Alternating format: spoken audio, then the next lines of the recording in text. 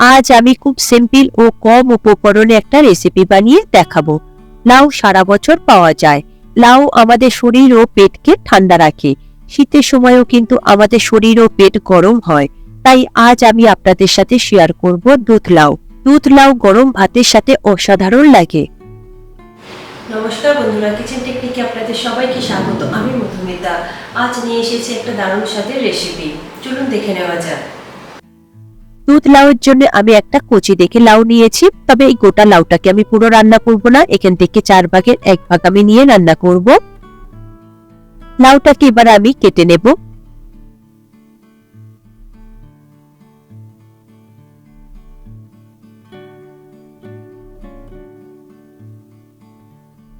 দেখুন, লাউটা কেটে আমি 2 টুকরো করে নিয়েছি। এখান থেকে আমি 4 টুকরো করে নেব, নিয়ে একটা টুকরো আমি নিয়ে রান্না করব। দেখুন, 4 ভাগের 1 ভাগের লাউ আমি নিয়েছি। এরপরে এটাকে আমি খুব ভালো করে খোসা ছাড়িয়ে নেব। দেখুন, আমি একটা পিলারের সাহায্যে খোসা ছাড়িয়ে নিচ্ছি। আপনারা চাইলে বটি দিয়েও খোসাটাকে ভালো করে ছাড়িয়ে নিতে পারেন।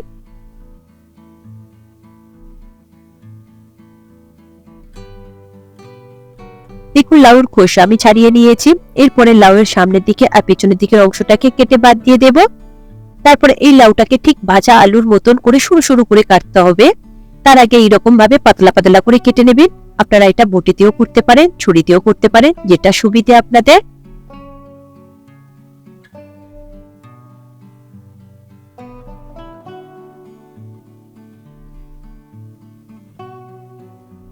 দেখুন, পাতলা পাতলা করে আমি কেটে নিয়েছি। ঠিক এইরকমই পাতলা করে কাটবেন। পাতলা করে কেটে রান্না করলে খেতে বেশি ভালো লাগে, তবে মোটা করে রান্না করলে সিদ্ধ হতে দেরি হয়, খেতে খুব একটা ভালো লাগে না। এরপর এই পাতলা অংশগুলোকে খুব সুন্দরভাবে এক সমানে সাজিয়ে নেবেন। ঠিক দেখুন, আমি যেভাবে নিয়েছি এইভাবে সাজিয়ে নেওয়ার পরে খুবই সরু সরু করে কাটবেন, ঠিক যেমন ভাজা আলু কাটা হয়। যতটা সম্ভব আপনারা সরু সরু করে কাটবেন।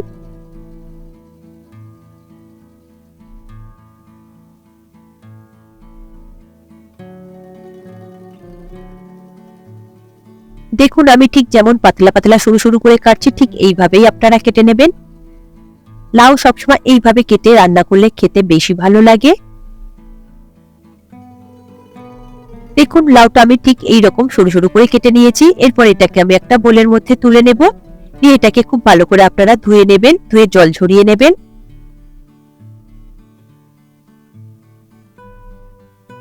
লাউটাকে এবার আমি সরিয়ে রাখবো। এরপর একটা বাটিতে আমি নিয়েছি 15 থেকে 16টা মতো ডালের বড়ি। যেহেতু রান্নাটা খুবই সিম্পল, তাই বড়িটা আপনারা অবশ্যই দেবেন।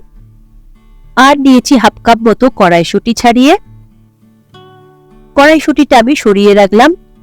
এরপর নিয়েছি 1 কাপ দুধ। দুধটাকে আগে থেকে আপনারা উষ্ণ একটু গরম করে রাখবেন। ওই দুধের মধ্যে আমি দিয়ে দেব হাফ চা চামচ ময়দা। তবে ময়দার পরিবর্তে আপনারা কর্নফ্লাওয়ারও ব্যবহার করতে পারেন।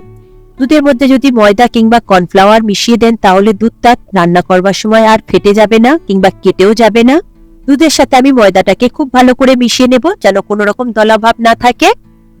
এরপর দুধটাকে আমি সরিয়ে রাখবো। এবার রান্নাটা শুরু করে দেব। তার জন্য একটা কড়াই নিয়েছি। কড়াইতে আমি দিয়ে দেব 3 থেকে 4 টেবিল চামচ সর্ষের তেল। সর্ষের তেলটাকে আপনারা মিডিয়াম ফ্লেমে খুব ভালো করে গরম করে নেবেন। দেখুন, আমি সেই বড়িটা নিয়েছি। বড়িটাকে ওই সর্ষের তেলের সাথে খুব ভালো করে ভেজে নেব। বড়ি সবসময় আপনারা বেশি তেল দিয়ে ভাজবেন, তা না হলে বড়িটা ভিতর থেকে কাঁচা রয়ে যাবে আর একটা ডালের গন্ধ রয়ে যাবে। বড়ি যদি খুব ভালো করে লাল লাল করে ভাজা হয়, দেখবেন বড়িটা রান্না করবার সময় আর ভেঙে যাবে না কিংবা অন্য কোনো আর গন্ধ থাকবে না ডালের। দেখুন, বড়িটা আমি লো ফ্লেমে খুব ভালো করে লাল লাল করে ভেজে নেব।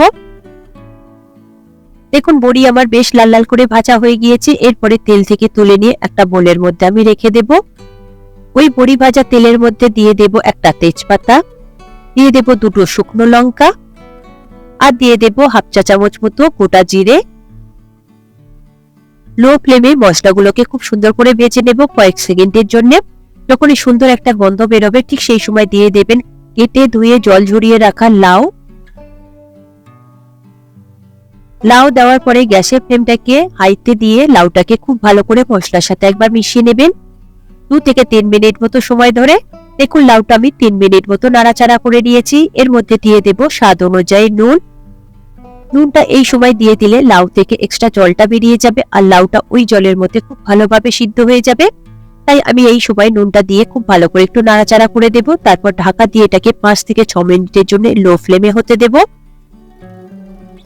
6 মিনিট পরে আমি ঢাকা খুলে দেখছি, দেখুন লাউ থেকে কতটা পরিমাণে জল বেরিয়েছে আর লাউগুলো খুব ভালোভাবে সিদ্ধ হয়ে গিয়েছে। এরপর লাউটাকে খুব ভালো করে একবার নাড়াচাড়া করে মিশিয়ে নেব। তারপরে গ্যাসের ফ্লেমটাকে মিডিয়ামে দিয়ে দেবেন। দেওয়ার পরে এখানে কড়াইশুঁটি যেটা রেখেছিলাম সেই কড়াইশুঁটিটা আপনারা দিয়ে দেবেন আর দিয়ে দেব ভেজে রাখা বড়ি। বড়ি আর কড়াইশুঁটিটা লাউর সাথে খুব ভালো করে মিশিয়ে নেবেন। মিশানো হয়ে গেলে গ্যাসের ফ্লেমটাকে লোতে করে দেবেন। তারপর এর মধ্যে দিয়ে দেব হাফ চা চামচ ভাজা জিরের গুঁড়ো। ভাজা জিরের গুঁড়ো দেওয়ার পরে খুব ভালো করে একবার মিশিয়ে নেব। এখানে ভাজা জিরের গুঁড়ো ছাড়া আর অন্য কোনো মশলা ব্যবহার হবে না। দুধ লাউ এখানে সম্পূর্ণ নিরামিষ পদ্ধতিতে হচ্ছে, তাই অন্য কোনো মশলার ব্যবহার করবেন না। এর মধ্যে দিয়ে দেব 1 কাপ পরিমাণে উষ্ণ গরম দুধ আর দুধের সাথে অল্প করে একটু ময়দা মিশিয়ে রেখেছিলাম। সেই দুধটাকে দেওয়ার পরে গ্যাসের ফ্লেমটা লোতেই থাকবে। খুব ভালো করে একবার লাউর সাথে মিশিয়ে নেব। তবে এখানে দুধ ছাড়া আর অন্য কোনো জলের ব্যবহার করবেন না। দেখুন খুব ভালো করে মিশানো হয়ে গিয়েছে। উপর থেকে দিয়ে দেব 3টে চেরা কাঁচা লঙ্কা। যেহেতু দুধ লাউ খুব একটা বেশি ঝাল হয় না, একটু মিষ্টি মিষ্টি হলে বেশি ভালো লাগে, তাই ঝালের পরিমাণটা একটু কমই দেব।